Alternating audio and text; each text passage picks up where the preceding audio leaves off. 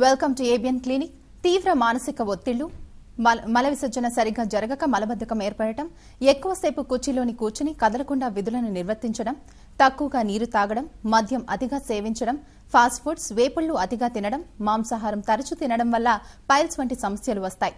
హోమియోలో మలద్వార సమస్యలకు పరిష్కారాలేమిటో Homeo Care International doctor Surender Reddy గారిని అడిగి మరిన్ని వివరాలు తెలుసుకుందాం. గుడ్ ఆఫ్టర్నూన్ అండి. అసలు పైల్స్ అంటే ఏంటండి, ఎందుకు వస్తుంది జనరల్ గా మనకు వచ్చేసేసి పైల్స్ ఏదైతే ఉందో దీన్ని మనం అర్షమలులు అని అంటాం అనమాట.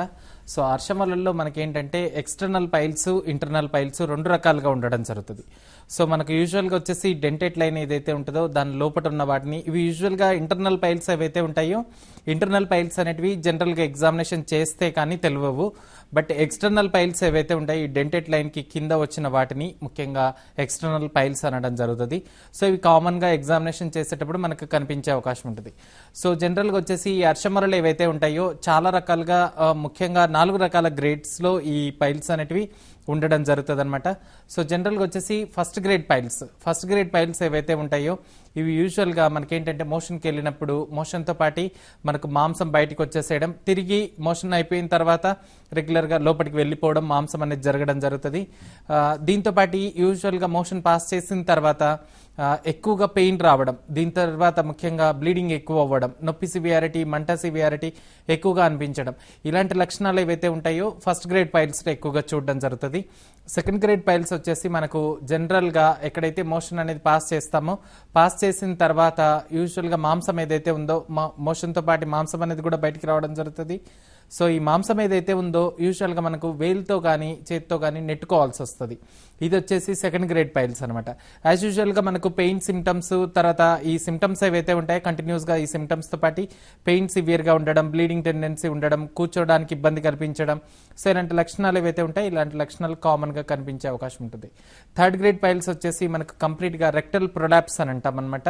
ఇది థర్డ్ గ్రేడ్ పైల్స్ ఎక్కువగా గమనించే అవకాశం ఉంటుంది. ఇది యూజువల్ గా ఏ ఏజ్ లోనైనా వచ్చే అవకాశాలు ఎక్కువగా ఉంటాయి. డాక్టర్ గారు, ఇప్పుడు మన ఫస్ట్ కాల్ అని తీసుకుందాం. పిడుగురాళ్ళ నుంచి మల్లికార్జున్ గారు ఉన్నారండి. మల్లికార్జున్ గారు, హలో. హలో హలో మల్లికార్జున్ గారు, చెప్పండి. డాక్టర్ గారితో మాట్లాడండి. నమస్తే సార్. నమస్తే అండి. మాకు ఫైల్స్ ఉన్నాయి సార్. ఓకే, ఎప్పటి నుంచి? ఆల్రెడీ ట్రీట్మెంట్ తీసుకున్నామండి. ఓకే, అయినా తగ్గట్లేదు. ఎప్పటి నుంచి ఉన్నాయండి? 2 years అవుతుంది సార్. 2 years నుంచి. మీ వయసు ఎంత? మేము ఆటో డ్రైవర్ అండి. ఓకే, ఎక్కడ ట్రీట్మెంట్ తీసుకుంటున్నారు? తర్వాత క్లీన్ చేసుకునేటప్పుడు చేతికి ఒక పుడిపు దాకా తగులుతుంది సార్. ఓకే, దానికి మన హోమియోలో ఏమన్నా? ఓకే, జనరల్ గా వచ్చేసి మీకున్నది పైల్ మాస్ అంటారండి. పైల్ మాస్ తో పాటు పైల్స్ అనే కంప్లైంట్, అర్షమలలు కూడా ఉన్నాయి. సో దానివల్లనే మనకేంటంటే కూర్చొని ఎక్కువగా పనిచేసే వాళ్ళలో ఎక్కువగా రాత్రిపూట వాటర్ అనేది తక్కువ తీసుకోవడం, లేకపోతే మోషన్ అనేది హార్డ్ గా రావడం, జనరల్ గా ఇలాంటి టెండెన్సీ ఎవరికైతే ఉంటుందో ఈ పైల్స్ సమస్యలు ఎక్కువగా వచ్చే అవకాశం ఉంటుంది. దీంట్లో ఏం చేయాలంటే మనకు ముఖ్యంగా పైల్స్ ఏవైతే ఉంటాయి మీకు వచ్చినవి ఎక్స్టర్నల్ పైల్స్ అని అంటారు. పైల్స్ తో పాటు ముఖ్యంగా పైల్ మాస్ అని అంటారు. జనరల్ గా మనకి ఏంటంటే మాంసం ఏదైతే ఉందో మాంసం అనేది బయటకు వచ్చేసేసి అలాగే హ్యాంగింగ్ లాగా అలాగే ఉండిపోవడం జరుగుతుంది. సో ఇది యూజువల్ గా ఏమవుతుందంటే డ్యూరింగ్ వాషింగ్ టైంలో మాత్రమే మనకు ఆ మాంసం అనేది చేతికి వేలికి తగలడం అనేది ఎక్కువగా గమనిస్తుంటాం. సో దీన్నే మనం పైల్ మాస్ అని అంటాం అనమాట. ఈ పైల్స్ ఎప్పటి నుంచి ఉన్నాయి, దీంతో పాటు ఎలాంటి ఫుడ్ తీసుకుంటున్నారు, సో దీనికి కాన్స్టిట్యూషనల్ ట్రీట్మెంట్ అనేది తీసుకుంటే కింద డెఫినెట్ గా ఈ పైల్ మాస్ ఏదైతే ఉందో పైల్ మాస్ అనేది కంప్లీట్ గా తగ్గించుకునే దానికి అవకాశం ఉందండి. రైట్, ఇప్పుడు మన నెక్స్ట్ కాల్ తీసుకుందాం. విజయవాడ నుంచి విజయ్ గారు ఉన్నారు. హలో విజయ్ గారు. డాక్టర్ గారు నమస్తే. నమస్తే సార్, చెప్పండి విజయ్ గారు. అది 2 days నుంచి కొద్దిగా నాన్ వెజ్ తింటే మోషన్ లో కొద్దిగా పెయిన్ కింద వస్తుంది. ఓకే, దానికి ఏంటి ఫర్దర్ గా ఏంటి? అంటే మోషన్ ఫ్రీ వస్తుందా, మోషన్ హార్డ్ గా వస్తుందండి? మోషన్ ఫ్రీగానే వస్తుంది, అదే కొద్దిసేపు మంట కింద వస్తుందండి. ఓకే, ఎప్పటి నుంచి వస్తుంది? 3 days నుంచి వస్తుంది. ఓకే, కంటిన్యూస్ గా అలాగే వస్తుందా? ఏం లేదు సార్, అదే 2 days నుంచి కొద్దిగా నాన్ వెజ్ తింటాం వల్ల. Okay, okay sir. జనరల్గా వచ్చేసి మనకేంటంటే ఈ పైల్స్లో ముఖ్యంగా ఈ కారం లాగా మనకు ఎక్కువగా కారం మసాలాలు కానీ లేకపోతే నాన్ వెజ్ ఫుడ్ తిన్నా కానీ ఎక్కువగా ఆయిల్ చీజీ ఫుడ్స్ లాంటివి ఎక్కువగా వాడినా కానీ లేకపోతే వేపుళ్ళు కానీ లేకపోతే స్మోకింగ్ కానీ ఆల్కహాల్ ఇలాంటివి ఎవరైతే కరెక్ట్ టైంకి ఫుడ్ తీసుకోకపోవడం వల్ల కానీ జనరల్గా ఏమవుతుందంటే ఇలా మంటలాగా వచ్చేసేయడం, మోషన్ పాస్ చేసేటప్పుడు సఫిషియెంట్గా వాటర్ తీసుకోకపోయినా కూడా జనరల్గా ఇలాంటి సిమ్టమ్స్ ఏవైతే ఉంటాయో సిమ్టమ్స్లో మనకి ఎక్కువగా ఇలాంటి సిమ్టమ్స్ అనేవి ఎక్కువగా కనిపిస్తాయి అనమాట.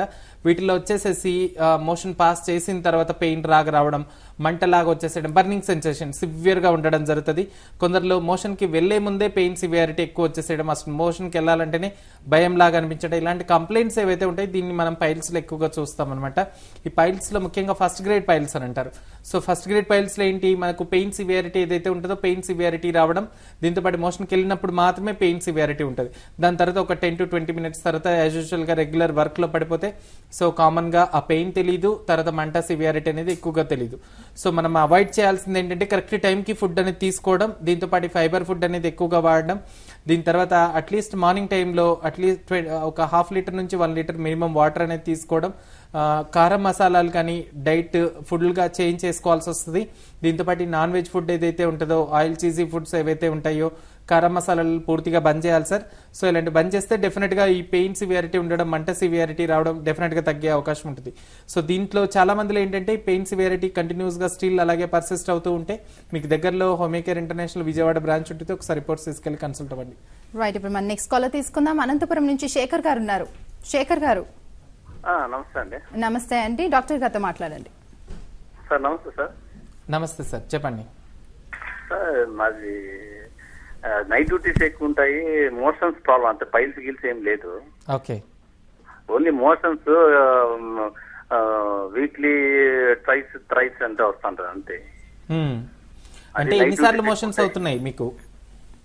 మోషన్ అదే సార్ 2 days వస్తారు సార్. అది ఓకే, కాన్స్టిపేషన్ అని అంటారండి.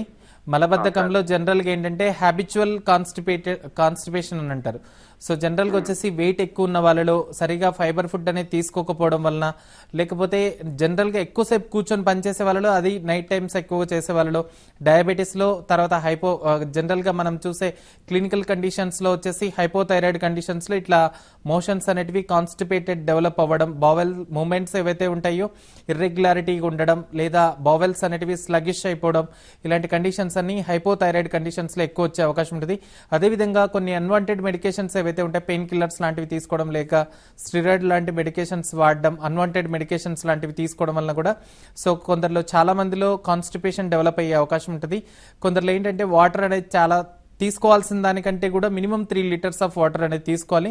తీసుకోవాల్సిన వాటర్ కంటే కూడా తక్కువ క్వాంటిటీలో వాటర్ తీసుకోవడం, లేదా డ్యూటీలో నెగ్లెక్ట్ చేయడం, ఇలాంటి చేసే దాని వలన కాన్స్టెంట్ గా ఒకే పోస్టర్లో కూర్చొని పనిచేయడం వలన ఇలాంటి ప్రాబ్లమ్ సివియారిటీ, కాన్స్టిపేషన్ అనేది ఎక్కువ వచ్చే అవకాశం ఉంటుందండి. సో దీంట్లో ఏంటంటే కాన్స్టిపేషన్ ని రెగ్యులరైజ్ చేసుకునే దానికి, ముఖ్యంగా మలబద్ధకం ఫ్రీగా రావడానికి ఫైబర్ ఫుడ్ అనేది ఎక్కువగా తీసుకోవడం జరగాలి. రెండోది వచ్చేసి గ్రీన్ లీఫీ వెజిటబుల్స్ ఏవైతే ఉంటే green leafy vegetables, alcohol, smoking ఏదైతే ఉందో కంప్లీట్ గా బంద్ చేయాలి. టైమ్లీ ఫుడ్ అనేది తీసుకోవడం చాలా మోస్ట్ ఇంపార్టెంట్. దీని తర్వాత వాటర్ అనేది మినిమం 3 to 4 liters వాటర్ అనేది తీసుకోవాలి. ఫైబర్ ఫుడ్ అనేది తీసుకుంటే చాలా వరకు ఈ పెయిన్ సివియారిటీ, దీంతో పాటు మోషన్ అనేది ఫస్ట్ ఫ్రీగా వచ్చేదానికి అవకాశం ఉంటుందండి. సురేందర్ రెడ్డి గారు, జనరల్ గా పైల్స్, ఫిస్టులా, ఫిషరీస్ ఈ మూడింటికి డిఫరెన్స్ ఎలా కనుక్కోవాలి, అండ్ సిమ్టమ్స్ ఎలాంటి డిఫరెన్స్ పేషెంట్స్ కనుక్కోగలుగుతారు? సో జనరల్ గా మనకి ఏంటంటే పేషెంట్ ప్రజెంట్ చేసే సిమ్టమ్స్ ఏవైతే ఉంటాయి వీటిని బట్టి మనం పైల్స్ ఉన్నాయా, ఫిషర్స్ ఉన్నాయా, ఫిష్లా ఉన్నాయనేది జనరల్ గా వాళ్ళు చాలా మందిలో నేరేట్ చేసే సిమ్టమ్స్ తో పాటు మనం గుర్తించే అవకాశం ఉంటుంది. సో జనరల్ గా మనకేంటంటే కొన్ని ఎగ్జామినేషన్ చేస్తేనే తెలుస్తాయి, కొన్ని ఎగ్జామినేషన్ చేయకుండానే జనరల్ గా బై హిస్టరీ వలన తెలిసే అవకాశం ఉంటుంది అనమాట. సో దీంట్లో ఇంతకుముందు నేను చెప్పినట్టు ఎగ్జామినేషన్ చేస్తే తెలిసే వాటిని ఇంటర్నల్ పైల్స్ అని అంటారు. సో జనరల్ గా మనం ఎగ్జామినేషన్ చేస్తే ఎక్స్టర్నల్ పైల్స్ కూడా మనకు బయటకు కనిపించేదానికి అవకాశం ఉంటుంది. జనరల్ గా పేషెంట్ ప్రెజెంట్ చేసే సిమ్టమ్స్ కూడా ఇలాగే ఉండడం జరుగుతుంది. సో ఎక్కువగా మనకేంటంటే పైల్ మాస్ కానీ ఎక్స్టర్నల్ పైల్స్ ఏవైతే ఉంటాయి ఇవి జనరల్ గా పేషెంట్ ప్రెజెంట్ చేసే సిమ్టమ్స్ ఉంటాయి. సో కొందరిలో ఇంటర్నల్ పైల్స్ అని అంటాం అనమాట. సో వీళ్ళలో ఏమవుతుంది, ఇంటర్నల్ గా లోపల నుంచి ఎక్కడైతే మనకు మోషన్ పాస్ చేసి వచ్చిన తర్వాత మంట సివియారిటీ ఎక్కువసేపు ఉండడం, దీంతో పాటు more than 1 to 2 hours 3 hours వరకు కూడా పెయిన్ సివియారిటీ పర్సిస్టెంట్ గా అలాగే ఉండడం, దీంతో పాటు బ్లీడింగ్ అవ్వడం, మోషన్కి వెళ్ళేసి వచ్చిన తర్వాత కొందరికి బ్లీడింగ్ అవుతుంది, డ్యూరింగ్ మోషన్ పాస్ చేసేటప్పుడే కొందరికి బ్లీడింగ్ కంటిన్యూస్ గా అయ్యే అవకాశం ఉంటుంది. సో ఈ టెండెన్సీ ఎప్పటి నుంచి ఉంది అనేది గుర్తించి దీనికి ఫస్ట్ గ్రేడ్ ఉందా, పైల్స్ ఫస్ట్ గ్రేడ్ ఉందా, సెకండ్ గ్రేడ్ ఉందా, థర్డ్ గ్రేడ్ ఉందా అనేది గుర్తించే అవకాశం ఉంటుంది. రెండోది ఎగ్జామినేషన్స్ లో ప్రొక్టోస్కోపీ అనేది ఎగ్జామినేషన్ చేస్తే మనకు తెలిసిపోయే అవకాశం ఉంటుంది. రెండోది వచ్చేసి ఫిషర్స్ అని అంటాం అనమాట. ఇది ఎక్కువగా హ్యాబిచుయేటెడ్ కాన్స్టిపేషన్, అంటే ఎక్కువగా మలబద్ధకం ఎవరిలో అయితే ఉంటుందో, హార్డ్ గా మోషన్స్ ఎవరైతే వెళ్తుంటారో, గట్టిగా ఎవరైతే వెళ్తారో అలాంటి వాళ్ళు లోపటి నుంచి బయటకు వచ్చేటప్పుడు కట్స్ లాగా ఫామ్ అవుతుంది అనమాట. దీన్నే మనం ఫిషర్స్ అని అంటాం. మూడోది వచ్చేసి ఫిష్ లా అని అంటారు. సో మనకేంటంటే ఇంటర్నల్ గా ఒక ఫిష్ లా ట్రాక్ మాదిరి, అంటే ఒక బ్లైండ్ ఓపెనింగ్ మాదిరి ఎక్స్టర్నల్ గా మనకు మలద్వారం చుట్టూ పక్కలో ఎక్కడ ఒక చోట చిన్న రంధ్రం లాగా లేకపోతే ఒక చిన్న హోల్ లాగా వాటి నుంచి ఊజింగ్ కానీ, పస్ డిశ్చార్జ్ కానీ, లేకపోతే బ్లీడింగ్ డిశ్చార్జ్ కానీ, ఇలాగ వాటరీ డిశ్చార్జ్ కానీ జనరల్ గా డ్రైయర్ కంటడం జరుగుతుంది అనమాట.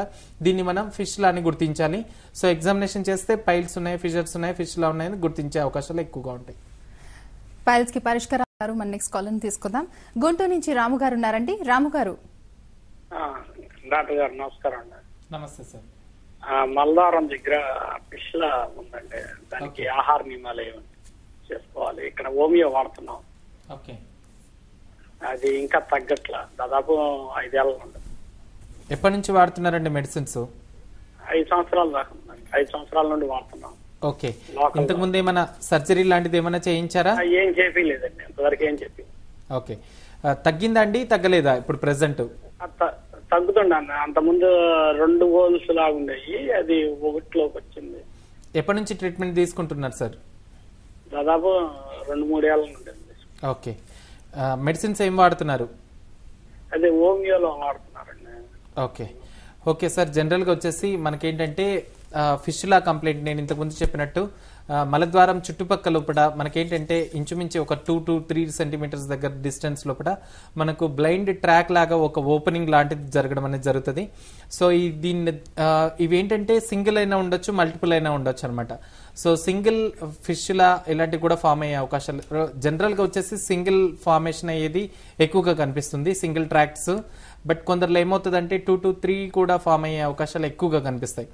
సో ఇక్కడ ఫిష్లా ఎక్కడి నుంచి ఓపెనింగ్ ఉందనేది ముందు గుర్తించాలి. రెండవది వచ్చేసి దీనికి కంప్లీట్ గా ఎక్కడి నుంచి సివియారిటీ, అంటే మనకు లోపల ట్రాక్ దగ్గర నుంచి కంప్లీట్ గా హీల్ అవుతుందా లేదా అనేది గుర్తించాలి. మూడవది వచ్చేసి మనకు పస్ డిశ్చార్జ్ కానీ, ఈ వాటరీ డిశ్చార్జ్ కానీ, లేకపోతే బ్లడ్ డిశ్చార్జ్ కానీ ఎక్కడి నుంచి ఏ ట్రాక్ నుంచి వస్తుంది అనేది ఫస్ట్ గుర్తించాలి. సో ఇది ఎంత ఆఫెన్ గా వస్తుంది, ఎప్పటి నుంచి సివియారిటీ ఎక్కువగా ఉంది, దీంతో పాటు మెడిసిన్స్ వాడిన తర్వాత తగ్గిందా లేదా అనేది మన క్రైటీరియాలో ముందుగా మనం చూసుకోవాలన్నమాట. సో ఇలాంటివి ఫస్ట్ బేసిక్ ఫోర్మోస్ట్ థింగ్స్ అనమాట. సో వీటిల్లో మనకేంటంటే ఫిష్లలో ముఖ్యంగా ఎక్కడ ఓపెనింగ్ ఉందనేది చూస్తే ఆ ఓపెనింగ్ ఎంత సైజులో ఉంది, సో దీనికి ఏమైనా ట్రీట్మెంట్ వాడిన తర్వాత తగ్గిందా లేదా అనేది గుర్తించుకోవాలి. దీనికి ఏంటంటే constitutional therapy, Homeocare international treatment అనేది ఇవ్వడం జరుగుతుందండి. మీకు దగ్గరలో గుంటూరు బ్రాంచ్ ఉంటుంది, ఒకసారి రిపోర్ట్స్ తీసుకెళ్లి కన్సల్ట్ అవ్వండి. దీనికి సర్జరీ అవసరం లేకుండా పూర్తిగా తగ్గించే, అక్కడ గ్రాన్యులేషన్ టిష్యూ ఫామ్ అయ్యే విధంగా మెడికేషన్స్ అనేవి తీసుకుంటేనే మీకు పూర్తిగా ఈ సివియారిటీ అనేది పూర్తిగా కంప్లీట్ గా తగ్గేదానికి అవకాశం ఉంటుంది. రైట్, ఇప్పుడు మన నెక్స్ట్ కాల్ అని తీసుకుందాం. గుంటూరు నుంచి శేషు గారు ఉన్నారు. శేషు గారు, మేడం డాక్టర్ గారితో మాట్లాడండి. సార్ నమస్తే సార్, నా పేరు శేషు అండి. చెప్పండి సార్.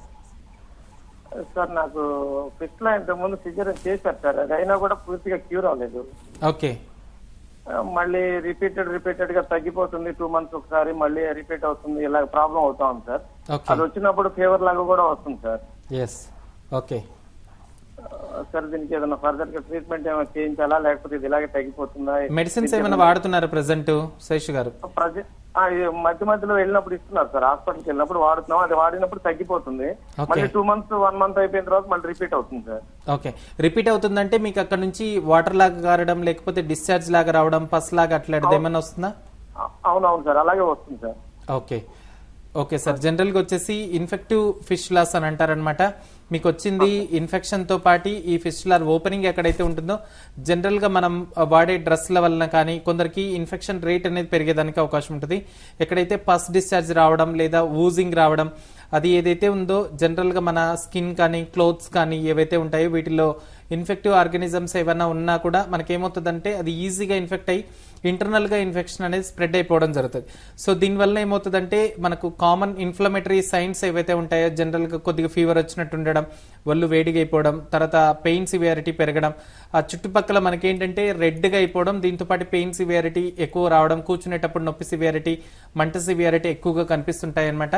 సో వీటిల్లో మనం చేయాల్సింది ఏంటంటే కంప్లీట్ గా కోర్స్ ఆఫ్ ట్రీట్మెంట్ ఏదైతే ఉంటుందో ఫిష్ లాక్ కంప్లీట్ కోర్స్ ఆఫ్ ట్రీట్మెంట్ అనేది తీసుకోవడం ఇంపార్టెంట్ అండి.